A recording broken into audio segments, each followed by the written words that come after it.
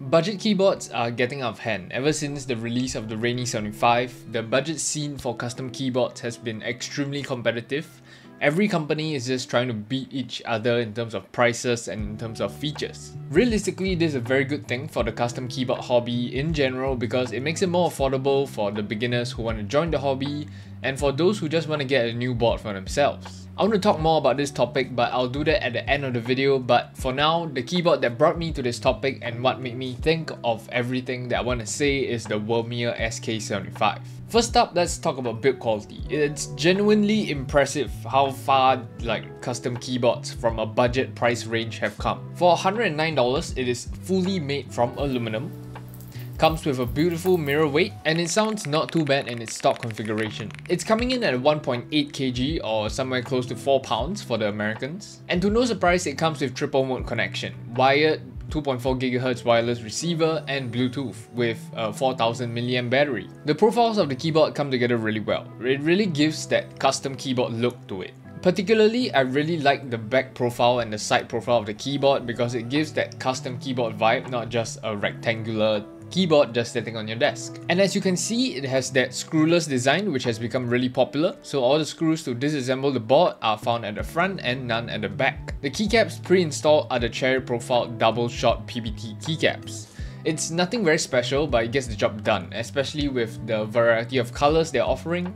Having a matching keycap set with the different colors for a beginner, it's wonderful. As for our switch, I think this is one of their newer switches. These are the Womier Mint Blizzard switches. They are fully made from POM. It's a 5-pin linear switch, actuates at 42 grams and bottoms out at 50 grams. It's definitely a very light switch, I would say. Typing on it does feel a little lighter than what a Gateron Red feels like. It has the RGB diffusers, which has slowly gained popularity in switches nowadays, and there's no complaint, it makes your RGB look good. Internally, we have everything we would want to configure the board to what we want it to sound like. We have plate, PE and PCB foam.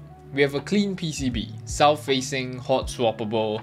Probably one of the only downsides, it is a 1.2mm PCB, and that just means that certain screw-in stabilizers will not work as intended to be. You might need something called stabilizer shims to make it a little more stable. Next one is a personal preference. The PCB does have a lot of flex cuts, a little too much in my opinion, but it goes really well with the polycarbonate plate, similar with a lot of flex cuts.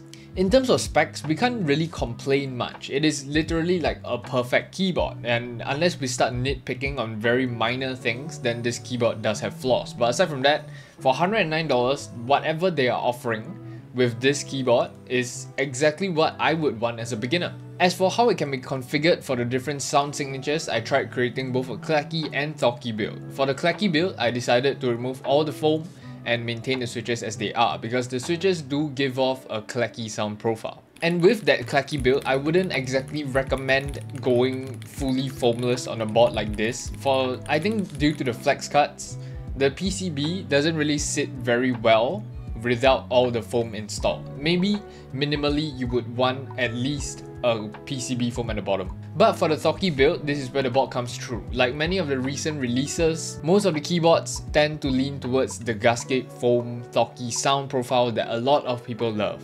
And to achieve that is extremely simple. You basically do not change anything. You just maintain the keyboard as it is. In its stock configuration, it already does sound great. But if you want it to sound a little deeper, I would recommend changing out the switches. The ones I used are the Duhok Matcha V3s. And I also swapped out the keycap set to give it a little bit more personality to the keyboard. At the end of this video, I will leave a comparison sound test for the clacky, the thocky, and the stock profile, but this brings me back to the topic that started this video. In the month of June, you guys will be seeing a lot of keyboard releases, which means a lot of videos will be posted on budget keyboards. Not only from myself, but I believe other creators out there will be creating videos on these budget boards. And all of these boards being released this month will be along this price point, the $109 price point, with all their own unique features. So you can stay tuned for that. This is recent knowledge that I have got from the inside. I won't exactly say who told me all these stuff, but in general, some of these companies aren't exactly making money just to release a keyboard. They are basically doing this for marketing. I'm not saying Womier is doing this for marketing, but I'm just saying that Most of these keyboards being priced at extremely low prices because of the competitive nature of budget boards, these companies are forced to create such low prices that some of them aren't even making money or potentially losing money. And the main reason for that is just so that they can market their brand out there as a budget board that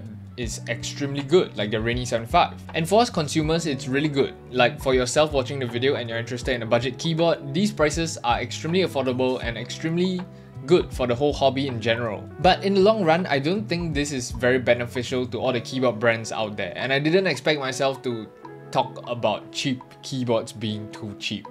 But I'm not going to dive too deep into this topic, but if you're interested, do let me know down below. I might be interested in doing a video on like the whole keyboard budget side of things, maybe towards the end of the month after we look through all the keyboard releases and I compile them into one single video. So this is the Womier SK75. It's an easy recommendation to any beginner out there or anyone who wants to upgrade their keyboard into something different. Subscribe to stay tuned for all the reviews coming out this month, and comment your thoughts down below for this keyboard and what you think of this video.